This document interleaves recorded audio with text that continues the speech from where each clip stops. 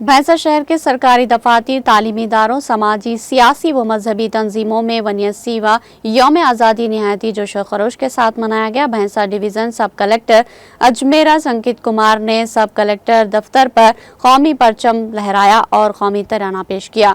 बादिज़ा आज़ादी के मुजाहिदीन की तस्वीर पर गुलाह अक़ीदत पेश की और महकमे पुलिस की जानिब से सलामी कबूल की। इस मौके पर सब कलेक्टर अजमेरा संकेत कुमार ने खिताब करते हुए कहा कि मुल्क को आज़ादी मिले 89 बरस गुजर चुके हैं। इस दौरान हमने क्या पाया और क्या खोया, इसका जायजा लेना जरूरी है। आने वाले 21 बरस बाद हिंदुस्तान अपनी आज़ादी के 100 साल मुकम्मल करने जा रहा है।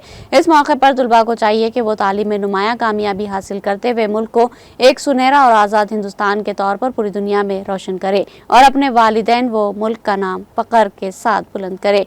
भैंसा गवर्नमेंट एरिया हॉस्पिटल में मुकामी रुकन असम्बली मुधोल राव पटेल ने परचम कुशाई अंजाम दी। भैंसा ASP अविनाश कुमार IPS ने अपने दफ्तर पर, भैंसा मार्केट कमेटी दफ्तर पर चेयरमैन आनंद राव पटेल, तहसील दफ्तर पर तहसीलदार प्रवीण कुमार, बल्दिया दफ्तर पर कमिश्नर राजेश कुमार, कांग्रेस पार्टी दफ्तर और ज़राई मार्केट कमेटी नायब सदर नशीन फारूक अहमद सिद्दीकी के अलावा मुख्तलिफ दफातर व तालीमी इदारों में ज़िम्मेदारान ने परचम कुशाई अंजाम दी।